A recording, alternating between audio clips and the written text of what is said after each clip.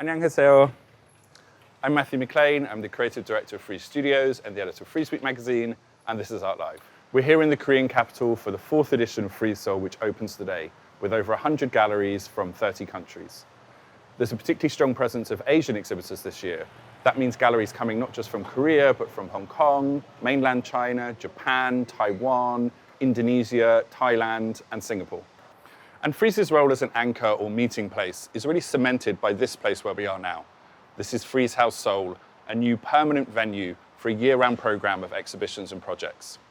Directed by Seoul resident Andy St. Louis, it's a place like Frieze for Seoul to connect with the rest of Asia and the rest of the world. It's opening to the public today, so we're going to get a sneak view. Come with me. So Frieze House Seoul is sited in this extraordinary modernist former private dwelling based in the Jonggu district. The conversion of the building has really respected its original architecture, which blends elements of Western and Korean domestic architecture. And there's a beautiful new installation in the garden by the Japanese architecture firm SANAA. It's an installation of these little tripods that might be chairs or almost look like meditative reflecting pools. And this building's history as a private dwelling is really engaged by the opening exhibition at Frieze House Seoul. It's entitled UnHouse, and it really looks at home through a queer lens as a place of both potential safety and estrangement. The exhibition is curated by Jae Seok Kim, who runs X Large Gallery, a pioneering project space here in the city, and it brings together artists both from Korea and internationally. In the center of the stairwell is this amazing kinetic piece by the emerging Korean artist Do Kim, and it creates a bed, but using suction technology, it seems to both invite and repel you at the same time. I also really like this ceramic by Dan Kin that's at the top of the stairs. It's almost humanoid, seems like a figure looking at themselves in the mirror. And like lots of artists in this exhibition, it's really trying to find a sense of self-recognition or identity. In its 4th year, Frieze Seoul now kicks off a raft of activity beyond the fair itself. I made an absolute beeline today to this place, the Liam Museum. Lee Bull is one of the most internationally renowned Korean artists living today, and this exhibition is a kind of homecoming of sorts. She's recently presented works, say, on the facade of the Met Museum in New York. Lee Bull rose to fame with works in the late 1980s that explored socio-political themes. She made a famous series, for example, exploring abortion at a time when it was still quite a taboo topic for artists. But what this survey brings together so thrillingly are works that explore this idea of utopia. You can see this whole installation I'm in, it kind of feels both very futuristic and sort of dysfunctional at the same time. In this piece behind me, Lee Bull alludes to progressive architecture. I think there are references there to, say, Vladimir Tatlin's Monument to the Third International, which was never in fact built. And wrapped around it are these phrases written in Esperanto, a language which was meant to bring the world together, but in fact, in practice, never really took root. So you can see in these works this idea of a utopia that maybe failed, this idea of where did we think we were going and where we actually are.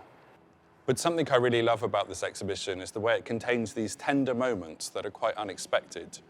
Downstairs, there's a series of Purdue works which reveal this painterly side to Lee Bull that was new to me. And of course, as a karaoke lover, I adore this piece behind me. It's a refabrication of a vintage karaoke booth, and it was originally featured in Lee Bull's presentation at the Venice Biennale in 1999.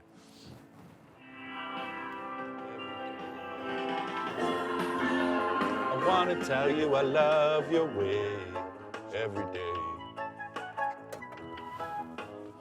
I wish I could just stay here and carry on singing, but we have a fair to get to, so bally bally. So I'm here at COEX outside the entrance of Frieze Seoul, and the energy here on opening morning is already really electric. And when I say that Frieze Seoul brings the whole of the global art world together, I'm really not exaggerating. In the last few moments, I saw Sam Badawi and Till Fallrath, curators from the Hamburger Bahnhof in Berlin. Malia Obama just walked in with the artist Mark Bradford.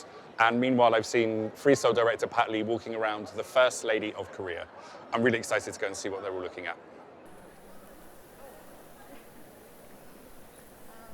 Takashi, I know you're in a huge hurry today, so we're going to do rapid questions. Do you ever feel like a national treasure yourself?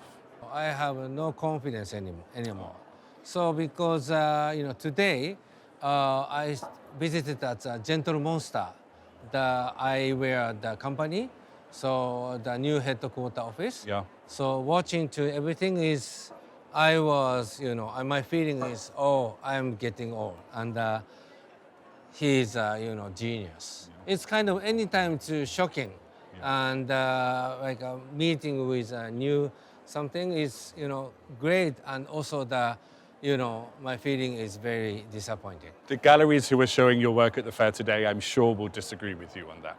But my team, my colleagues, nice work. Yes. That's why, Well, that's what's so beautiful about the next generation. I discovered Otani at Kaikei Kiki's stand in New York many years ago. I bought a small ceramic head like Thank this. you so much. And now I see Otami everywhere. And Yes. so it's wonderful to see how you introduce the next generation. What's the best thing about being in Seoul? It's completely different tax system compared with Japan. That's why the people very casually can buy to the art pieces. That means like art market and young generation artists can comes up. So and then super active like this is a VIP just, and so many people came, and like already good sales here. So I heard in worldwide art market is a little bit shrinking, but my feeling here is a complete opposite. It's a game for the blow up, right? No, I don't know. We see. Yeah. We hope so. Yeah. And I know you have to run to the airport now, so what are you going to do on the flight? You're going to watch something, you're going to read, you're going to sleep? I came to Korean Air first time. I enjoy for too much like a bibimbap. So I want to again for the eating for the bibimbap Korean Air. Okay, I wish you good appetite. Okay. Arigatou gozaimasu. Thank you. 감사합니다. As I started walking the aisles, I immediately gravitated to the stand of Arario Gallery, and my eye was particularly caught by this presentation of works by the Taiwanese artist Shi Yong-jin.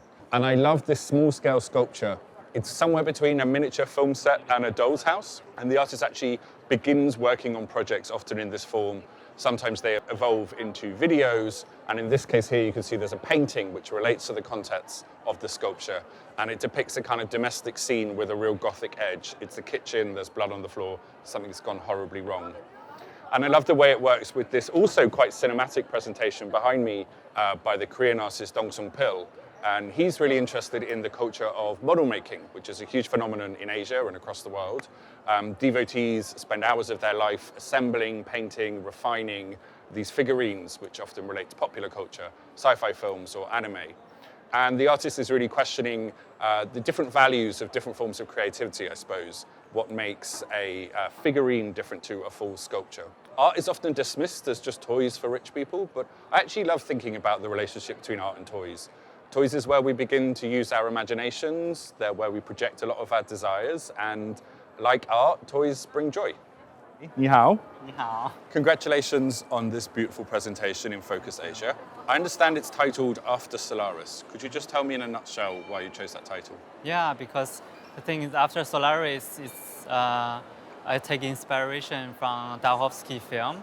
It's not a retelling about the film, but experimentation about the material and perception from the film. And that's why in my work I use those mineral pigments. And because also the pigments carries the earth's memories and time. And that's why I think which is important in my work is this perception about the material and also the maturity of the material itself. And then, this is a beautiful spring painting. So tell me, from which photo, where did you take the photo that this was based on?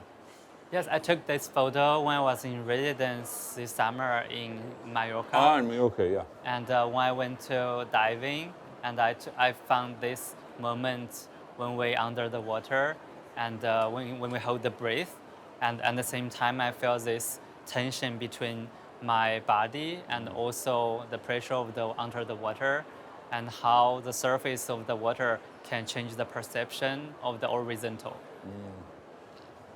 Can you hold your breath for a long time? Yeah. Yeah? Show me.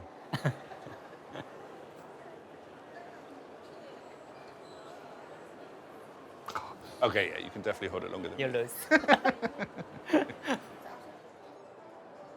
So De South is a gallery that's new to the fair this year, and as part of their stand, they've made this mini presentation of works by Mitchell F. Chan. And this piece is kind of like It's a video game, it's interactive, but you're basically doing a kind of currency trading race. You can long your currency or short it. There's bear markets you can pick up, black swan events. I still can't work out if they're good or bad. I'm going through a leverage arch. It's interesting.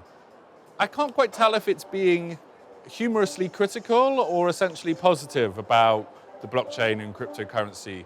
But it's interesting that the artist's work has been acquired in the past before by Justin Sun, who is a crypto billionaire who made headlines when he acquired Maurizio Catalan's banana piece. I wonder what somebody like Justin Sun would make of this piece.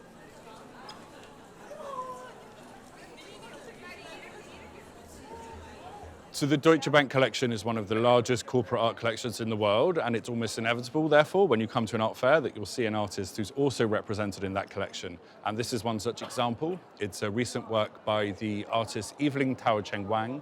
She's an artist of Chinese heritage, now based in Amsterdam, and it's been brought to the fair by Antenna Gallery, a gallery based in Shanghai. And what Evelyn has been doing for a number of years is working on this series of paintings that are references to, or imitations of, in her words, masterpieces from art history. In particular, the artist Agnes Martin, who was acclaimed for her minimalist canvases.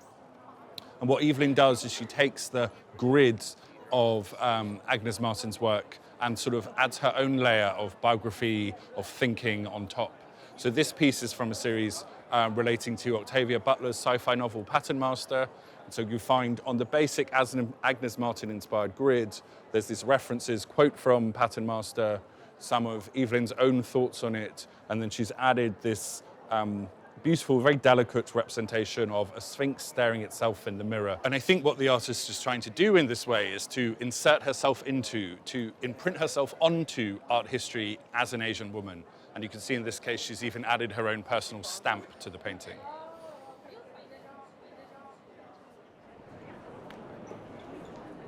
So there's a really strong presence of Japanese galleries at the fair this year, with more than 20 joining us. And I'm delighted to have the chance to talk to one of them now. He has one of the most sophisticated and refined programs, and also the best hair of anyone in contemporary art, Mr. Taka Ishii. Taka-san, konnichiwa. Konnichiwa.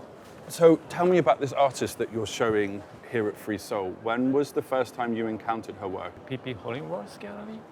When she came to Tokyo, she introduced us to the work. Mm-hmm. Visually, I was surprised to see like a lot of fluorescent paints she used, and very strong, free kind of brush strokes on the lots of oil stick marking. It's very strong, layers and layers.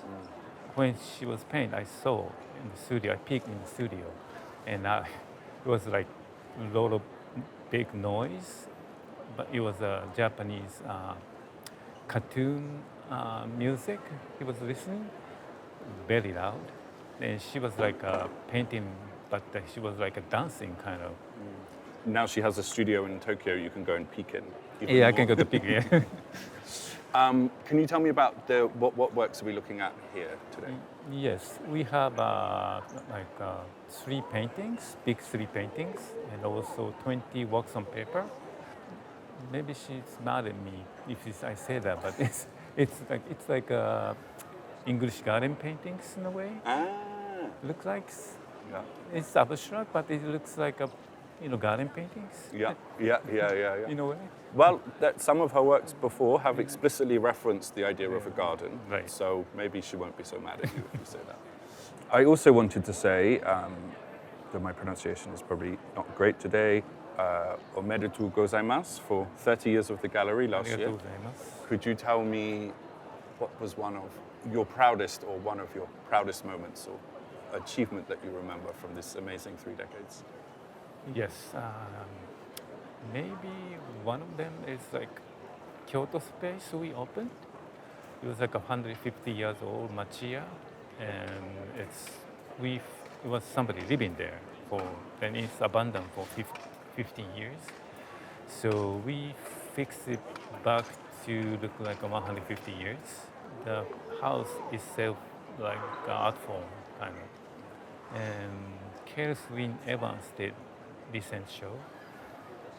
he respect the space, so he just put some glass leaning against the mud wall. It was an amazing show. It's an amazing show. It was breathtaking. I'm in Frieze Masters, which is the section of Frieze Seoul dedicated to historical art, and I'm back once again at the stand of the wonderful Hakuje Gallery. I visited them for Art Live last year. What's drawn me in this year is this wonderful painting behind me by the artist Pen Valen, also known as Byung-Hwa Ryong. His life story is really fascinating, and it's also a very transnational story. He was born into a Korean refugee community in what was then the Russian Empire. He spent some time growing up in Shinhancheon, which is another Korean emigre community, but which was really important for the growing Korean independence movement, agitating for liberation of the Korean peninsula from Japanese colonization. He went on to study and teach throughout the Soviet Union, in Leningrad and Vladivostok. He spent time in Samarkand in Uzbekistan during the Second World War, and he was buried in Russia. But apparently his final request was that his gravestone carry his ethnic Korean name. So in this story, you can really see how intermeshed Korean history and other forms of Asian identity truly are.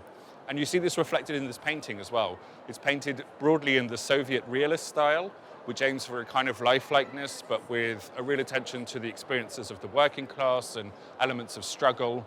But you can see how the artist within this Soviet style has implanted a nod to his Korean identity. There's a ceramic pot at the subject's feet, planted, I think, very deliberately, ceramics being a really important part of Korean heritage. And the gallery's kind of nodded to this by placing alongside the painting this exquisite 18th century moon jar. So what looks like quite a traditional painting, I think, actually contains these different layers, and it's almost a very subtle statement about a sort of hybrid identity, and I find that very moving. It's coming towards the end of the day, and I'm almost finished here at Frieze Seoul, and I'm thinking about what some of my takeaways from opening day have been. I think the fair feels really established this year in its fourth year. Some early sales reports are starting to come in, and they range everything from the 7 figures to the low thousands. It's been interesting noting the variety of visitors we've had. I was talking to a guy who just arrived this morning from Saudi Arabia, hearing some Australian accents down one of the aisles, so a real variety of people. I think what I'm also taking away is what I always do after the first ever fair, which is how much art there is that I still have to discover. So I'm going to try and catch up on some of that now, and finally have a look at Frieze Week. Thank you for joining us for Art Live. I hope you've enjoyed it, and I'll see you next time.